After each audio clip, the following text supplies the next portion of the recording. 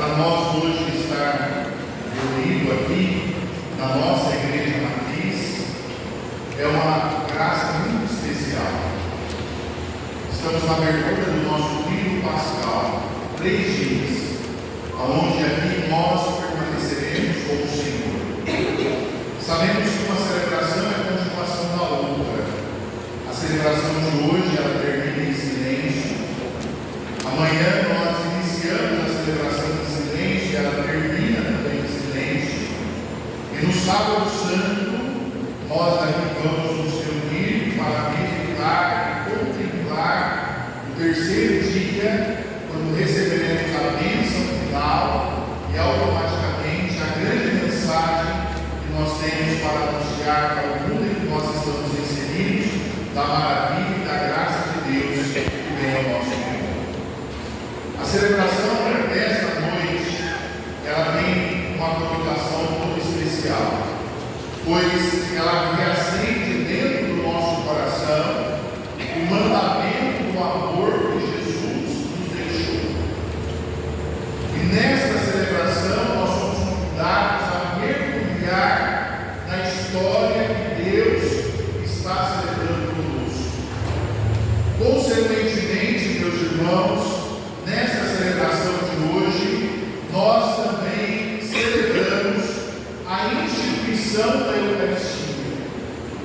Eu gostaria que a gente pudesse retomar dentro do nosso interior aquilo que é a profundidade dessa celebração de hoje, daquilo que nós ouvimos do Evangelho, aquilo que estava dentro do coração de Jesus, aquilo que era o seu desejo, ele deixou para nós. E nós somos convidados hoje a entender que de Páscoa em Páscoa estamos caminhando para contemplar a Páscoa definitiva e um dia termos a oportunidade de nos encontrarmos com o nosso Cordeiro Pascal e sellarmos essa grande aliança da história do amor de Deus que vem ao nosso encontro. Por isso é importante que hoje nós retomemos dentro do nosso coração aquilo que nós ouvimos da segunda leitura do apóstolo Paulo escrito aos Coríntios, quando Paulo descreve para nós a graça de Deus. E ele começa a dizer para nós: aquilo que eu recebi do Senhor, eu vos transmiti. E aqui é importante que nós nos conscientizemos o que é um transmissor. Ele simplesmente transmite uma mensagem, aquilo que está sendo comunicado. Então, o que Paulo vem dizer para nós?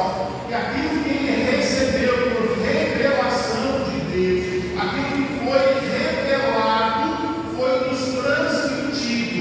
E nós temos a missão de viver essa transmissão e automaticamente, meus irmãos, nos conscientizando que nós somos convidados a viver uma comunhão com Deus, pois a Eucaristia ela nos comunga, e esse comungar com Cristo é entrar em união com a bondade, com a graça de Deus que vem auxílio do meu coração.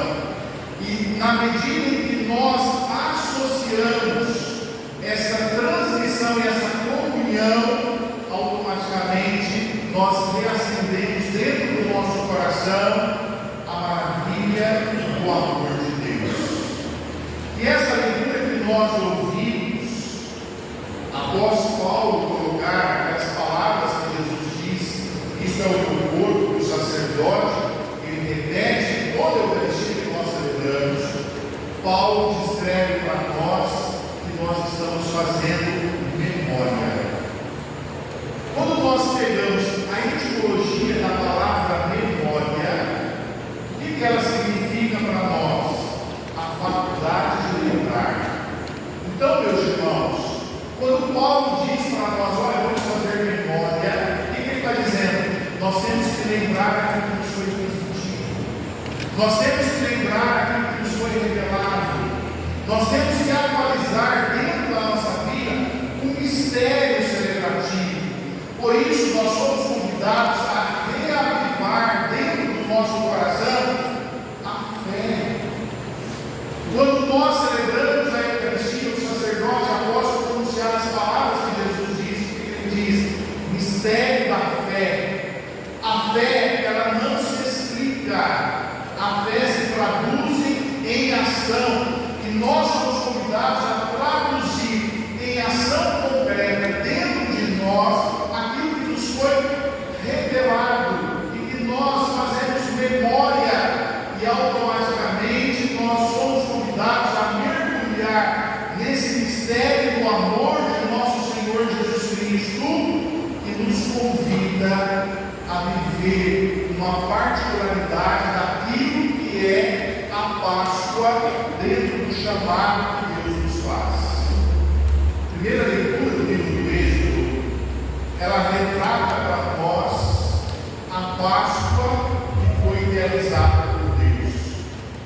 O povo de Israel estava escravo e Deus libertou esse povo da escravidão. E aquilo que caracteriza a leitura que nós ouvimos no Êxodo, que retrata para nós a Páscoa, é justamente o que? A partilha. Veja, e tem que saber a quantidade de pessoas que compõem a família, para que possa ser pego um cabrito ou um cordeiro, e ele seja imolado. E aquele cabrito, aquele cordeiro, ele deve ser partilhado, de tal forma que não sobra.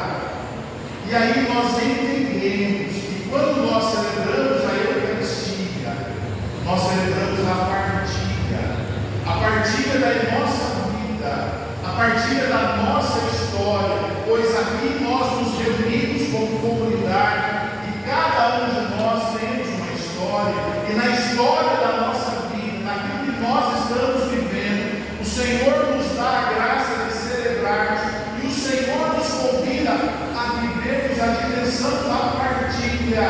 E na medida que nós partilhamos, nós não perdemos, mas nós somamos com a graça de Deus, pois a matemática de Deus não é igual à nossa matemática. O Senhor não nos ensina a acumular, o Senhor nos ensina a partilhar, e a partilha dentro da comunidade, ela expressa aquilo que é a comunhão, aquilo que é a unidade, aquilo que é o sonho e o projeto de Deus para a nossa humanidade, aonde o Senhor nos convida a vivermos a Eucaristia, que é uma ação de graça. Por isso, meu irmão, minha irmã, cada Eucaristia nós vivemos, graças a Deus, pela história que o Senhor está realizando dentro de nós, e nós somos convidados nesta Eucaristia a realizar esse sonho, esse projeto de Deus para a minha salvação, para que eu, na história da minha vida, possa viver a profundidade desse mistério celebrativo e, consequentemente, assumir dentro da minha vida essa história que o Senhor celebra comigo. O Evangelho de hoje, no capítulo 13 de São João, ele começa a descrever para nós a hora de Jesus. Quando nós olhamos para o Evangelho de São João, no capítulo 2, Jesus realiza o primeiro milagre em Caná da Galileia. E quando Jesus vai realizar o primeiro milagre, alguém pede para ele, Jesus fala: a minha hora não chegou. E hoje Jesus nos revela qual é a sua hora. A hora de Deus é justamente a sua entrega. E veja, meu irmão, minha irmã, que nós temos uma figura bem emblemática, que é a figura de Pedro do Evangelho de hoje. Pedro me fala: Senhor, vai lavar os pés. Jesus fala: você vai ter parte comigo. Então, me lava o inteiro. Jesus vai dizer: olha, quem já tomou banho não precisa mais que lavar os pés. Qual foi a atitude de Jesus? Quando se celebrava a Páscoa judaica, cada um tinha uma função. Qual que era a função daquele que lavava os pés? O escravo.